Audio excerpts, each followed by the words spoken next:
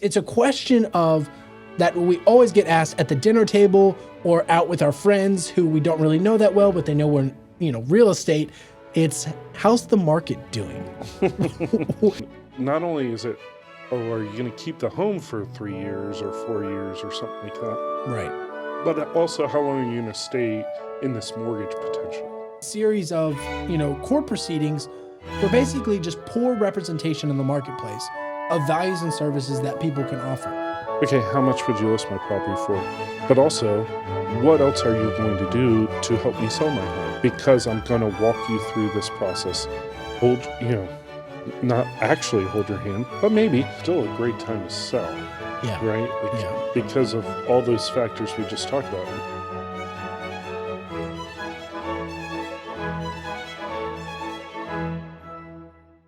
Hello and welcome back to the Discover Virginia Beach podcast. We have a really special announcement for you all here today. We have just hit our 50 episode mark, and to help create that happiness and joy alongside all of our wonderful listeners, we have a reoccurring guest joining us on the show today, Chris Rice with the Atlantic Bay Mortgage Group. Chris, welcome to the podcast. Thanks. Yeah, excited to be here. That's awesome. Yeah, we are super pumped because not only are we talking my favorite subject today, real estate, but we're going to be tackling probably one of the toughest questions out there for agents and also lenders in general that, quite frankly, not a lot of them are brave enough to answer like we are today, right? Yeah. Yeah. It's a question of that we always get asked at the dinner table or out with our friends who we don't really know that well, but they know we're in real estate. It's how's the market doing? What does it look like for 2024? So we'll just kick off the conversation there, Chris, with the outline for our listeners here today. We're going to be tackling where the economy and the marketplace has been within the Hampton Roads, Virginia Beach area over the past few years and where that's left us in 2024, as well as some helpful guides and resources to help equip you as a seller or buyer to really navigate the landscape for the 2024 year. Sound fair enough? All right, Chris, how's the market doing? Well, that's a loaded question, right? No, it's going great. I mean, we're obviously seeing a fair amount of buyers out there. We can always use inventory at this point in time, homes for sale. I think we're going to talk some about, obviously, inflation, price costs, or costs of homes, things like that. But in the Hampton Roads market, I'd say that's pretty much right on par with the state of Virginia, as well as the nation as a whole. Right? Yeah. So, because it has gotten more expensive. Absolutely. To live. I mean, since February 2020, the prices have only gone up. Eggs, milk, bread, housing. I mean, it's all relatively higher, and the costs aren't going down. So you seem to have a positive outlook on the market. I'm curious with increased prices, how you can have a positive outlook. Well, the thought is, right, yes, prices are continuing to go up, but that also means values of homes are continuing to go up at the same time, right? So, yes, it may cost more to buy the home that you were looking at last year. To buy it this year, it's more expensive. In my humble opinion, that's not necessarily a bad thing. It's just is what it is, and it means that your home that you're living in has gone up in value as well, right? So to me, it's also a key to telling people, like, yes, homes are going up, prices are going up. If you're renting, that's not a reason to not buy. It's a reason to buy now, right? Because, I mean, again, in my humble opinion, that I don't necessarily see prices coming down at all in the near future, or maybe at all, right? Yeah. Because a lot of people think, including myself in some regards, when I'm talking with prospective buyers and sellers, is, it's more expensive, so I need to wait for the sale to happen. I need to wait for the dip to happen. Oh, yeah. Or the crash, where a lot of people say, oh, we're just waiting for the next crash. And we saw that in 2023, it was the worst year ever for home sales. I mean, the home sales report over the past 40 years, I believe, according to NAR, they were cited, in 1995, that was the lowest it had ever been until now. I mean, the housing market slid 19% in 2023 from the prior year to 4.9 million pieces of inventory. So that would indicate a crash, right? Or a dip, right? No? Well, just looking at that, right, you would say, with only that piece of information, you'd be like, oh, well, then home values had to come down. Right. Did they? No. So that's what I'm saying is just because demand has slowed down, we're so far below the inventory need that we still have an extreme lack of inventory to where even with that low level of demand, home values are still increasing. Sure. Sure. In this market currently, at least in Hampton Roads area specifically, you're seeing a lot of homes still going over asking, especially, in that under $300,000 price point, So, I mean, that right there shows you there's still a ton of demand out there. Yeah, which is so fascinating because you look at like simple supply and demand. Somebody wants more of something, and we make more, and the scales tip back and forth. Mm-hmm. But that didn't happen in 2023. In fact, it seems like it tipped lower into this, like, home prices values are going up and inventory is still staying down.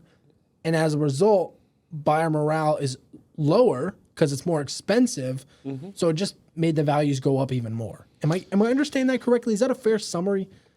Yeah, I think so. I mean, you have, I think from a buyer morale perspective, last year was extremely tough. It was the toughest it's been in like 20 years, right? Yeah. I mean, it's the tough. So I've been in the industry since 2005. I think it's the toughest. Or 30 years, sorry. 30 years. I would say it's the toughest it's ever been since I've been in the business, right? You got increasing interest rates last year, as well as increasing home prices. It's one of those things you're like, well, what gives for me, right? Yeah. If you're a buyer, that was, often the thought is, well, something's got to be good here, right? Now, what I always told people is the fact that buying a home is, yes, it's probably the largest investment you will make in your life. But it's also a place you're going to live in, right? You have to live somewhere. So if you look at your home as just purely an investment, then it's really tough. You need to think of your home as somewhere you're going to live, right?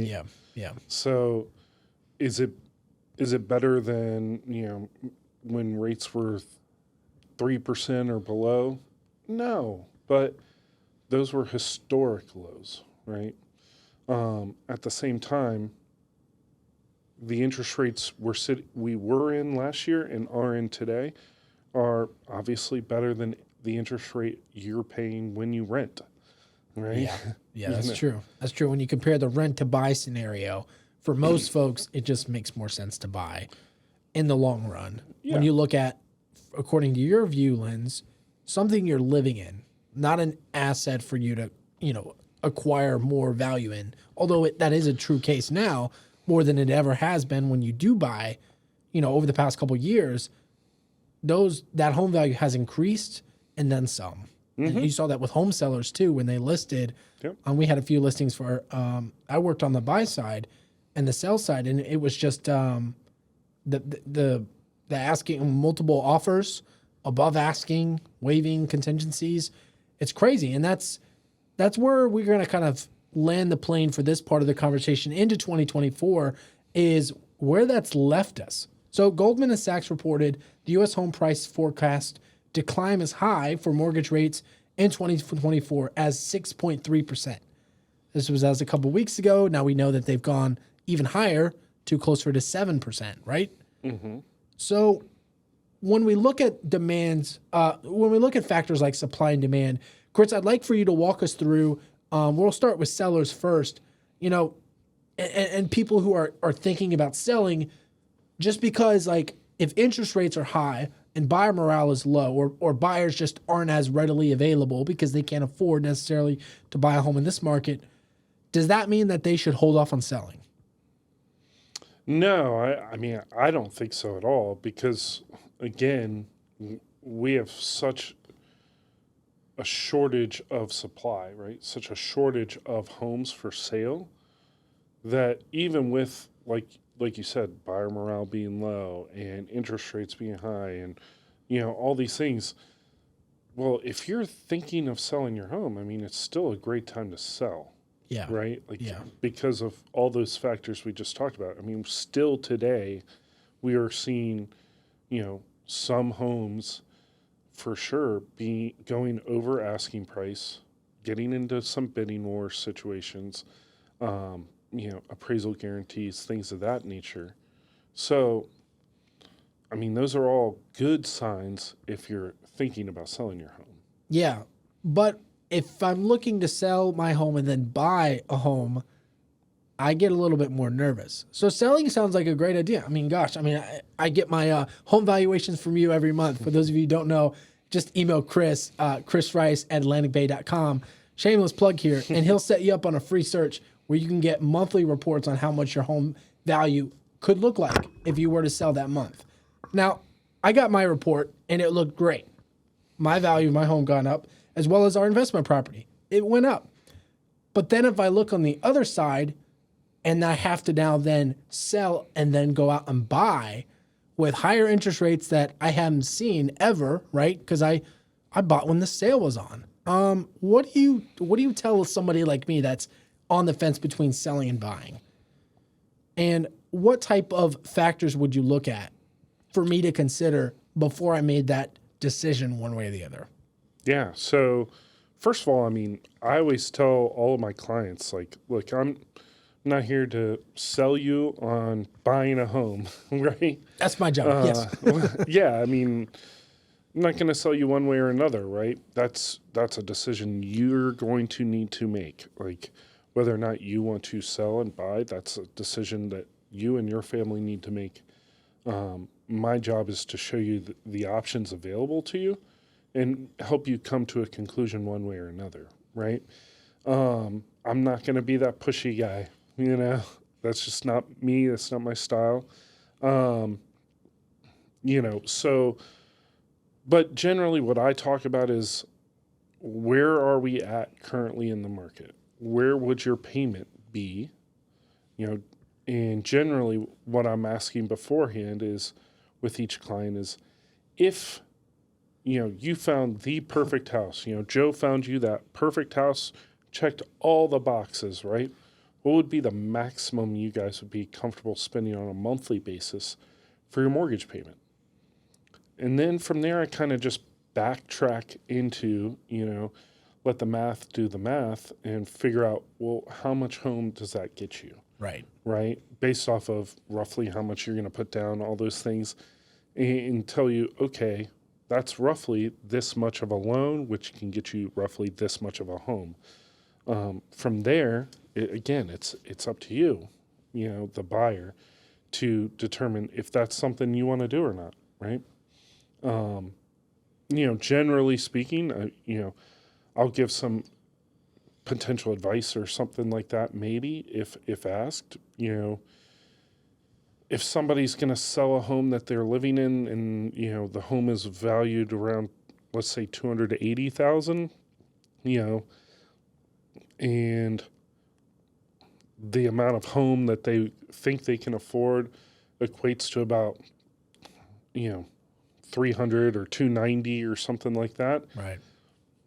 I'll probably tell them, like, at this point, I don't know. I mean, is it worth it to you, to just move, from one size home to the exact same size home?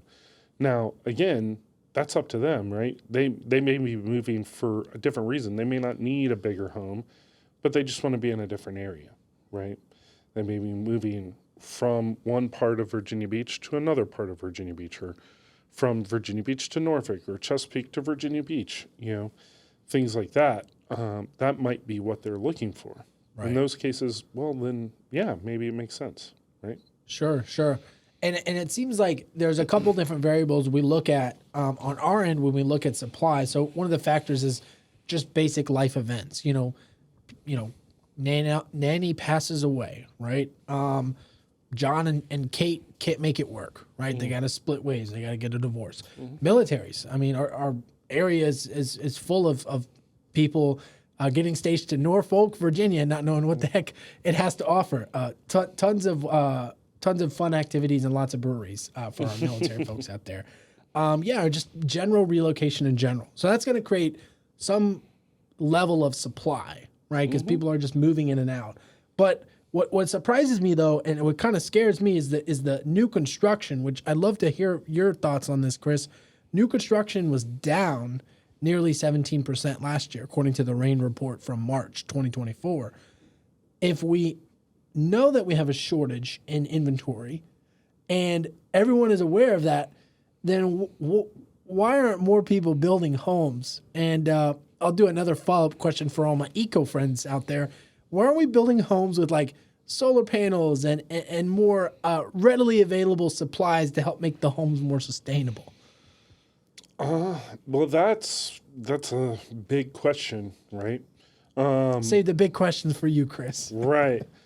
I think a lot of that is, we've talked a lot, obviously, about inflation already. Right. And obviously inflation doesn't just hit, you, me, and, at the grocery store. It hits builders too.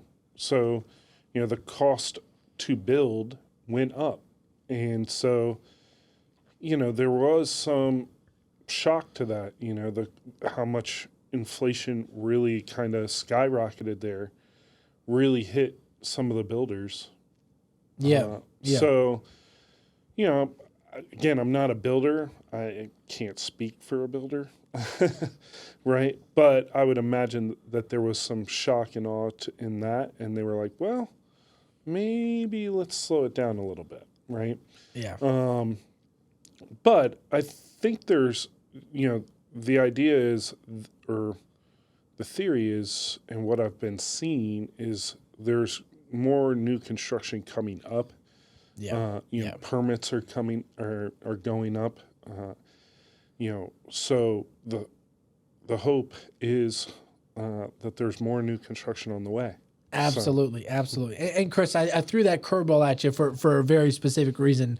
Humble brag here for our other guest on the podcast. Go check out our episode with Jasmine over at Napolitano Homes if you're looking for some new construction options that also are utilizing, that eco-friendly build. Oh, nice. For sure. And then, of course, our friends over at the Elizabeth River Project we had on the show talking about some ways you can create sustainability at your current home, regardless of the age as well. So those are some great resources, some free resources for you guys to go check out on the podcast. But, back on the subject of supply, another factor, too, that I think where a lot of people get hung up on at the dinner table or at events in general is this interest rate. And the interest rates followed by, if interest rates are high, maybe people are going to, have more delinquencies, and that translates to, more options for investors, right? Because investors are always looking for a deal, especially in this market. Time and money are what sellers are after, and investors can really fit that need. Chris, when you talk about interest rates in general, what are some of the things that you want to preface to the audience, to the listeners, to be mindful of when they hear that term, regardless of where the context is of the conversation? So when discussing interest rates with clients, or just people in general, it's important to kind of preface it with remember, it's not all just interest rates, right? There's points and fees. There's mortgage insurance. There's all sorts of things that kind of get lumped together. Such a pity. Such a pity. Yeah. So, if you're only looking at the interest rate, then you're kind of missing the boat, potentially at least, because, somebody could quote you a phenomenal rate. But if you're not paying attention, you may miss the points, the discount points that are being charged to you to get that wonderful interest rate. Sure. Sure. So, the thought there, that's usually where I start, is explaining, discount points are just interest paid, up front, right? Right. So, yes, you get a better interest rate. That's because you're paying for it up front here. And you do a good job at breaking down the math, because sometimes it makes sense to purchase discount points in the long run. It may pay for itself over a span of 12 to 24 months. But in most cases, at least from where I'm sitting on the agent side, it's better to put that towards other things like either your down payment or your closing cost, or hopefully you're able to negotiate your closing cost, or towards that emergency fund for when that repair breaks. Because funny enough, within that first year, sometimes things break. In most cases, it's going to be with some more expensive items. Mm-hmm. I don't remember the statistic off the hand, but I think it was 50 or 60% of new home buyers experience major appliance repair within the first year. Sure. And having had 3 in my personal experience within my first year, calling Chris freaking out, I can attest that it was a great idea to have that emergency fund set aside as opposed to a discount point. Yeah. But it's all about your options and what you have available to, really figuring out where you want to load in the cost and the expenses. I mean, going back to that conversation about interest rates and points and things like that, I kind of go back to okay, you want to spend this much per month max. Great. How much money do you have for closing? And then, not to say, I always say not saying we're going to spend all of that or we're going to, max out your monthly payment, but it's good to know, and then we can sit there and we can look at it and see what we have going. Important to know the difference in points and fees versus interest rate. So, like you said, one of the things I try to make sure of is we discuss, well, how much are you saving on a monthly basis versus how much is it costing you? Right. You want that break even. And not only is it, are you going to keep the home for 3 years or 4 years or something like that? Right. But also, how long are you going to stay in this mortgage potentially? Because if the mortgage rates go down, you can refinance your mortgage, right? Absolutely. And get a lower interest rate. Absolutely. And, if you refinance 2 years into your mortgage and, you spent, a ton of money on points just to get your interest rate down, well, now you've maybe wasted some of that money. Now, obviously, it did keep your payment lower during that, the 2 years you had the mortgage before you refinanced it. But ideally, you don't want to waste that money, technically speaking, right? That's a good point. And especially considering the 4 main parts of your mortgage payment can fluctuate. Your mortgage payment month to month can fluctuate. So even if you do buy discount points, it can still fluctuate because you have the payment, the interest, the taxes, and the insurance. Yeah. And the taxes and the insurance, as we all saw in Virginia Beach over this past year, it went up. Mm-hmm. And if you're buying a home, this is something I had one of my clients, they called me on. They bought this home that was a fixer-upper. Oh, yeah. And they fixed it up for, $100K, $200K over the original purchase value. That tax doesn't hit till that next year or the year after because of the, tax assessors and everything like that. Yeah, or new construction. If you built a home and it took a year, to build the home, that the tax assessor isn't updating it on a monthly basis. You're more, and then not only that, but, yes, the tax assessor is going to assess it once a year, and that will adjust your taxes. But then also your mortgage company, only looks at your, how much is sitting in escrow every, year also. So, Yeah, that's true. yeah.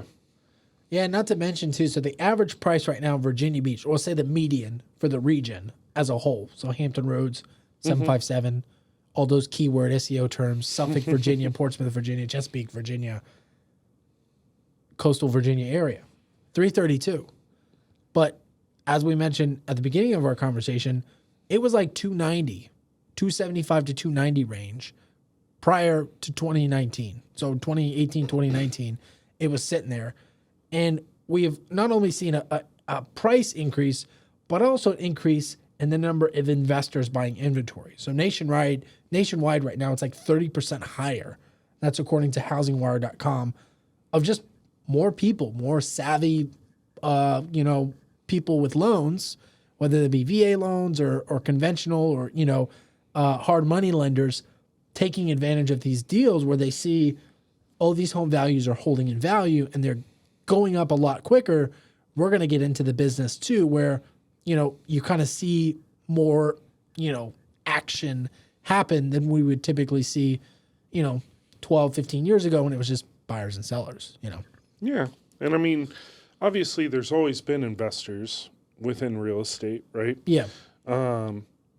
But yes, you've seen a boom of it, right? Especially, in this area, we saw a boom of like short-term rentals, people wanting to buy those short-term rentals and flip those into these great deals, which definitely can work and everything like that. But so, that just opened up a whole nother avenue of potential investors. And then you throw on top of that some, we've seen some, institutional investors kind of moving into the market as well, not just in Hampton Roads, but nationally.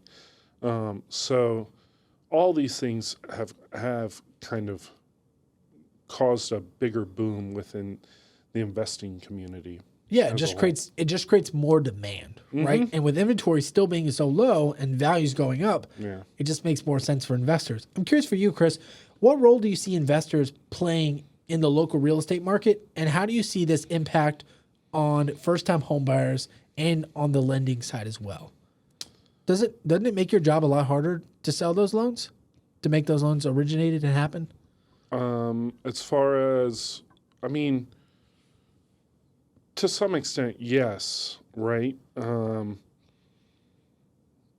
Sometimes buying a flip can be a little bit more difficult as a buyer, but that's not super often. Sure. We do investment property, mortgages. Those can be as easy or as difficult as any other loan. So, investors as a whole, I think, can be great for the market, because sometimes, generally, when I'm talking about these type of investors, I'm talking about like flippers and things like that. Yeah. Because they're taking a home that maybe is run down, wouldn't pass an FHA or a VA inspection, and updating it and creating kind of a new home feel for a home that maybe was built in the 70s, right? Yeah. Giving it the love that it needed so that now somebody that needs to use FHA or VA, or for that matter of conventional, can now afford or can now buy the home, and they don't have to worry about necessarily going in and gutting a kitchen and, remediating mold or, changing bathrooms and all that stuff. They've kind of got that now. It kind of gives you a new construction feel. Yeah, that's great, Chris. And that reminded me of another resource I wanted to shout out our local investors in the area too. So the Department of Housing and Communication, the Community Development, Department of Housing and Communicate. The Department of Housing has some great resources for investors with some tax credit programs. I'm not sure how effective they are, but they do have them available. So if you're looking for our investors out there looking for some tax incentive credits, just comment credit down in the comment section below. I'd love to send you some resources from the Department of Housing and Community Development that help incentivize folks to not only just like flip a house, right? Put in the new LVP flooring, make the bathroom look good, paint the pig kind of deal, but really go in and improve the structural integrity of the home and to make it something where, a new family or somebody who may not be able to afford that brand new construction home can now go and purchase as well. I think that flipping done the right way and investing done the right way can be not only financially beneficial to the investor, but also to the home buyer as well that, may not be able to qualify for all the money that they want in their first dream home, maybe a starter home. Exactly. Yeah. Yeah, and I mean, there's some good investors out there. I know some that are willing to work with buyers almost in a new construction type of way, where you get to go in and, they have the property that they've already bought and they're mid-construction, and maybe you pick the flooring you want or something like that, right? So which is incredible too, because and that's why, this question that we're trying to address is 2024 a good year to buy a home?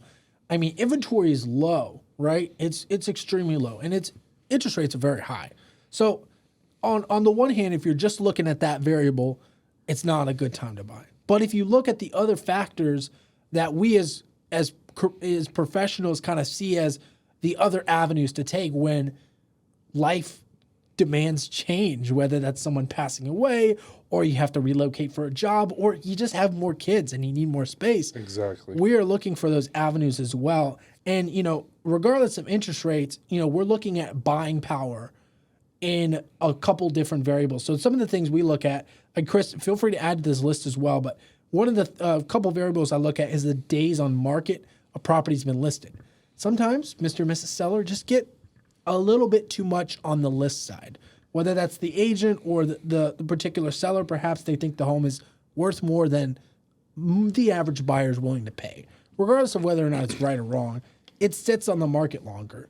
And then we look at things like repairs needed. So you get those, flipper special homes that, they have an older roof. They have an older HVAC system. And that's something that the average buyer isn't going to just pay outright for. They're going to want some type of, insurance or remediation done to it. And then, of course, that's in the form of seller allowances. Anything else come to mind, Chris, when it comes to, leveraging the buying power? No, I mean, outside of that, you would say seller concessions. I mean, along those same lines, right? Covering closing costs. Yeah, helping pay closing costs for buyers, things of that nature. I mean, it is an interesting market in the sense of I've seen homes that are going, above an asking price, and then I've seen contracts come in where the seller's paying 3% closing costs. Yeah. So it's an interesting market in the sense that we hit both of those things at the exact same time, So yeah. And a lot of that, I mean, that's not happenstance though. I mean, a lot of that has to do with who you choose to work with. And we'll kind of steer into this next part of the conversation, because what happened in 2023 on the realtor side, personally for me, was quite embarrassing. I mean, we have a lawsuit on our hands for, sexual misconduct from the top executives over at NAR, whatever you want to call them. And then followed by a series of, court proceedings for basically just poor representation in the marketplace of values and services that people can offer. They have a full report. Everything's still being negotiated on the legal side. So I'll leave it there. But I think it depends on who you work with. Chris, would you agree or not agree? When it comes to buying or selling the most valuable asset of your life, it comes down to who you work with, right? Yeah. I mean, I think the biggest thing to kind of come from the lawsuit, we'll call it, is the fact that real estate agents need to do a good job of explaining the values they provide to their buyers and to their sellers. Yeah. Right? Not just going in, having you sign a buyer broker or something like that, and just leaving it at that. It's having a true buyer consultation of explaining, look, I'm not just here to help you find the home, on, my website or wherever, and then go and open a door and maybe fill out a contract, right? Like, Yeah. I'm doing a lot more than that. You're not just opening doors. I mean, you are literally walking through an entire legal and financial process of purchase. Yeah. And I think real estate agents as a whole need to make sure that they're fully expressing that to their clients or potential clients and saying, like, here's all the steps that I'm going to walk you through, and here's how I'm going to walk you through this. You need to have your, unique value proposition queued up to be able to tell a buyer or to be able to tell a seller, this is how much I charge for what I do. Yeah. And this is why, right? It's not just because, well, that's what we've always done. It's what we always done. It's the industry standard. Or this is what my company tells me I need to charge, right? Yeah. This is why, right? I'm going to provide you this much value because I'm going to walk you through this process. Not actually hold your hand, but maybe, but holding your hand throughout. Depends on it's a fixer-upper and there's a bunch of holes in the ground, right? Right. You gotta help them over that. But But, walking you through this process, because it's not just, looking at a home, filling out some paperwork, and then the agent's like, I did my part. No, there's a lot more to it, Yeah. So, I think that's an important thing to remember, and therefore important for buyers and sellers to recognize when they're interviewing real estate agents to represent them. Absolutely. Right? Absolutely, Like, Chris. Yeah. To understand, like, when I'm talking to an agent, it's not just, if I'm looking to sell my house, well, how much do you think how much would you list my property for? Right. It's, okay, how much would you list my property for? But also, what else are you going to do to help me sell my home? And what else are you going to do throughout this transaction to make my life easier while I'm selling this home? I always say, the main things that make a good real estate agent is knowing the contract and knowing how to negotiate, because nowadays with Zillow and all these other places, like, you might be able to find a house, yourself, right? But do you know how to negotiate? What's negotiable? What's commonly negotiated in this market? Probably not. I mean, unless you're in it, unless you're a real estate agent that's living in the market, you probably don't know what's commonly negotiated and what's not. And I mean, this goes not just, in a specific time frame, but some of these things can be negotiated differently based off of home value, home price, based off of, area.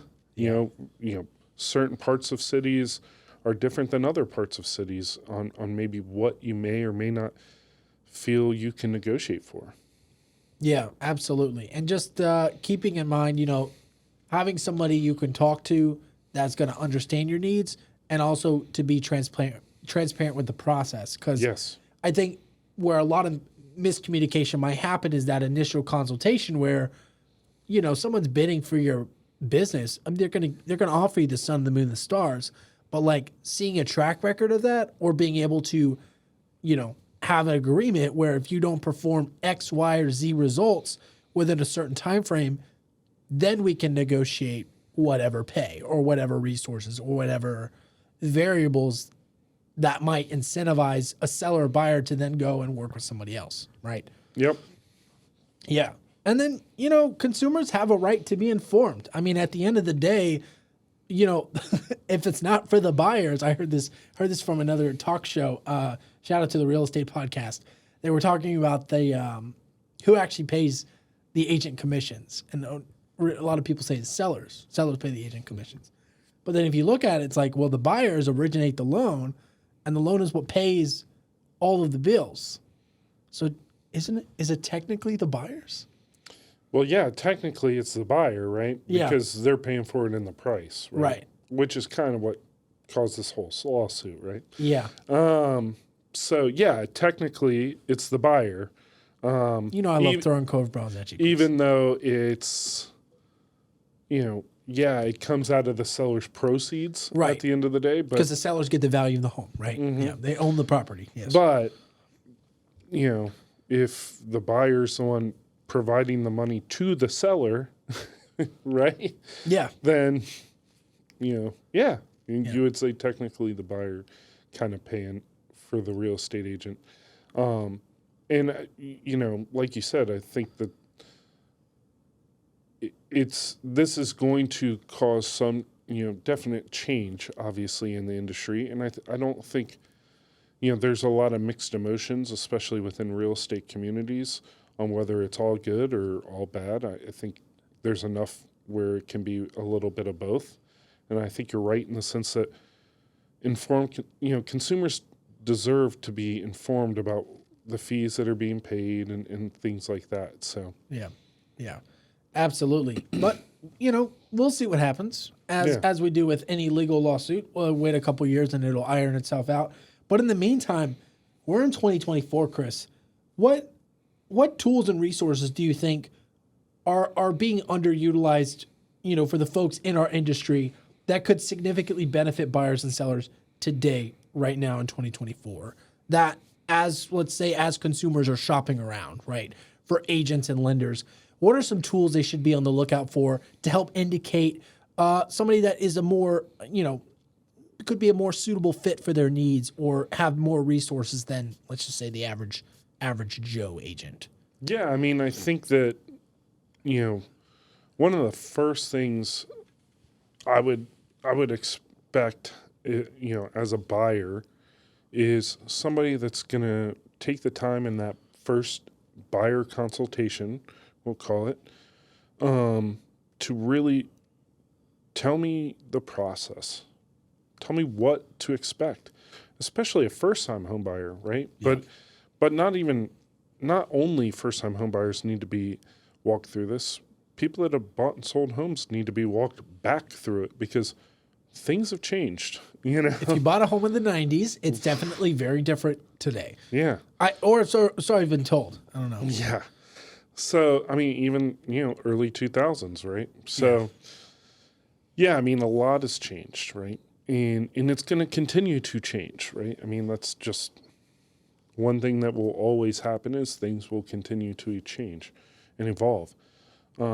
So, having somebody tell me all the steps and processes that we're going to walk through to get to that final process or that final product of the closing is super important. I've seen people with the step-by-step guide where it walks you step-by-step through each, and they'll sit there and they'll go over each step. Like, okay, we're going to go see the home. Okay, we're going to write an offer on the home. Okay, we're going to negotiate during this phase. Here's what I'm going to help you do. We're going to talk through this or that. At that point, once we have a ratified contract, then we're going to go and do a home inspection. Chris, are you plugging my free relocation guide? Oh, come on, man. You're too sweet. Comment relocation down below, and we'll send you this free guide because it covers everything you need to know when it comes to the buying process, as Chris alluded to, which is very important for just identifying the steps and the process. Yeah. You're too sweet, Chris. Thanks for plugging that. I'll try. So looking forward, Chris, if you had a magical ball, right, that could really help forecast what it is buyers and sellers to expect in 2024 and for the coming years in the Virginia Beach area real estate market, looking at our indicators now, what do you foresee being some of the things to be on the lookout for buyers and sellers? Well, I always like to preface these conversations with, if I could tell you that, I wouldn't be sitting here with you, Joe. I'd be on a beach somewhere having made millions of dollars because I could, tell the future. You'd be Marty McFly in the future. Yeah, absolutely. I knew where rates were going to go. So, I made all the right decisions.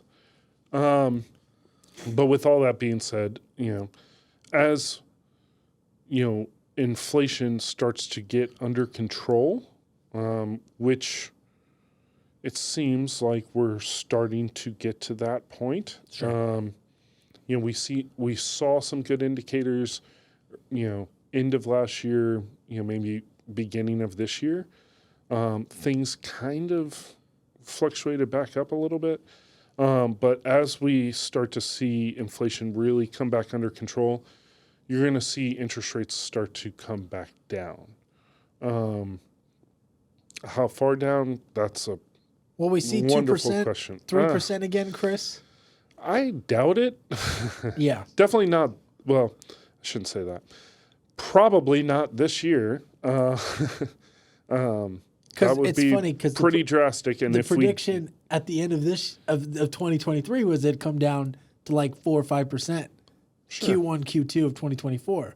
But now really? we're here. Yeah, no. And it's like we're at 7 still. Yeah, I mean, I think you're going to see it slow down. Now, obviously, it all kind of depends on things that can fall out of our control. Yeah. And, that's out of the Fed's control too, Sure. right? We are in an election year. Yeah. Yeah. I'll throw that out there. Well, not only that, but I mean, you have, oil prices going up because of things going on outside of our country, and things of that nature. So, as oil prices go up, well, what does that do to inflation? Well, it means inflation's probably going up, right? Oh, so man. Macroeconomics, Chris. Oh I my know. gosh. The real estate isn't just microeconomics, it's macroeconomics. Yeah. So, the hope is inflation starts to get under control because I don't want to pay more and more and more for milk. But also, hopefully that means, or that should mean interest rates start to come down. As interest rates continue to come down, obviously it makes it cheaper to buy homes on a monthly basis. Sure. On the flip side of that, unless we somehow see a significant rise in inventory, which I don't see happening. I mean, not with our lagging indicators and 70% down, 17%, new construction down. Right. That's what I was about to say. Like, we already talked about how new construction's been down. So, values are going to go up as well. I think there's a lot of pent-up demand out there. A lot of people would love to buy bigger homes. But they're like, I've got this really great interest rate. How badly do I need that bigger home? Yeah. So I think once rates get to a point where they feel more comfortable, they will end up, yeah. It's okay. The audio's recording. Yeah, they will end up jumping back into the market, right? Yeah. So again, that's a good reason to buy now. I mean, I know it sounds crazy, but if you can afford it, buy now because, demand's only going to go up as interest rates go down. So, Love it. Chris, thank you so much for your time. And thank you to our dedicated listeners for checking us out on another episode of Discover Virginia Beach Podcast.